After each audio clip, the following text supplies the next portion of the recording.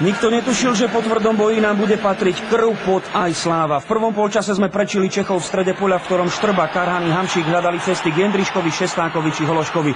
Poslední dvaja zakombinovali v 22. minúte po chybe Rozehnala a Stano Šesták dal svoj 4. gól v kvalifikácii majstrovstiev sveta. Netešili sme sa dlho, hneď prvý rohový kop Plašila priniesol smoliarskú chvíľu Martina Škrtela. Jankulovský a spol sa tešili z vyrovnania a mohli streliť aj vedúci gól, ale pokus Davida Jarolíma pristál na muchovej žrdi. Mužstvo, v ktorom bolo 5 zmien proti londýnskej generálke, sa nadýchlo k rozhodujúcemu kroku v 83. minúte. Karhanov pás našiel nestráženého Erika Jendriška a senzačné víťazstvo je na svete. Pokorili sme českú defenzívu, ktorá napriek veľkej kritike zvyšku mužstva doteraz fungovala. Pokorili sme najväčšieho favorita skupiny. Snívanie o Južnej Afrike pokračuje. Po slastnom triumfe máme všetko vo vlastných rukách. Na toto víťazstvo sa bude spomínať ešte dlhé roky.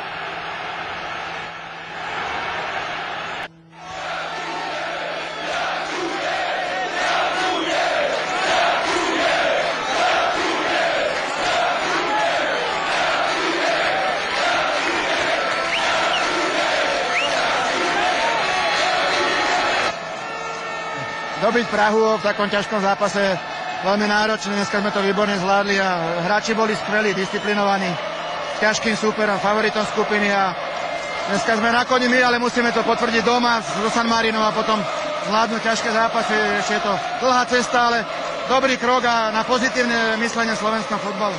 Aká bola bezprostredná reakcia tesne po tom záverečnom hvízde? Skúste to opísať, dokázali ste sa vôbec kontrolovať? Bolo to ma brucho celý zápas, takže radosť, sú to emócie samozrejme, ale pozrite na tých ľudí a preto sa oplatí robiť futbal.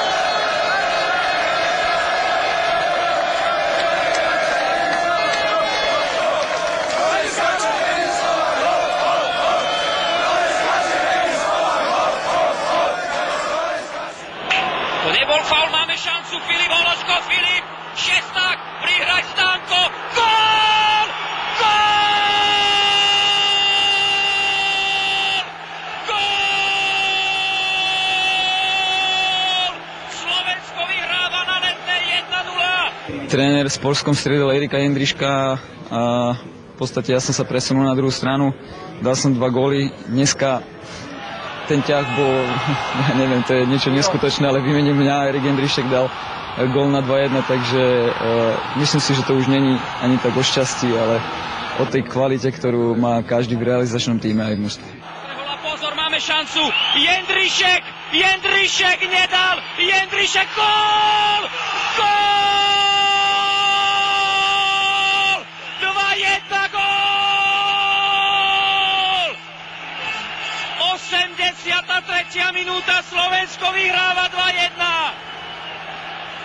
Po tej kritike po Anglicku sme dneska chceli ukázať, že nie sú to len reči a za to Slovensko chceme aj zabojovať na tom ihrisku a som rád, že sme sa takto vďačili všetkým fanúšikom. Nejak sa otrasť tej prehry v Anglicku, byť koncentrovaný celý zápas a proste nepustiť Čechov do jakého sústavného tlaku, som rád, že sa nám to podarilo. A my v kabíne sme si povedali, že od začiatku ukážeme, že sme sem prišli si pre tie body, budeme sebavedomí a od začiatku my ešte za tým víťazstvom a nakoniec sa nám podarilo, takže sme šťastní.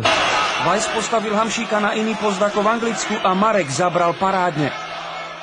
Bolo dôležité na to rýchlo zabudnúť, poučiť sa a ísť do toho zápasu naplno. No, vedeli, že tento zápas nebude ľahký, ale za tým bojom sa tým srdcom sme si to vydreli.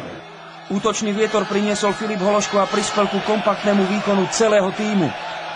Vlastne od nejakej asi 25. minúty druhého počasu sme zase prehrali iniciatívu my a myslím, že ten zápas sme zvládli a zaslúžene vyhrali a ukázali sme slovenskému národu, že takto sa vlastne bojuje o slovenský reprezentačný dres a že máme dobré mužstvo, máme dobrý tým a chceme postúpiť na ten majstrovstvá sveta vytúžené. No, tak to sa asi musíte zeptat ich, samozrejme sme čekali, že nám pomôžou, ale nakonec sme si někdy připadali, že hrajeme venku.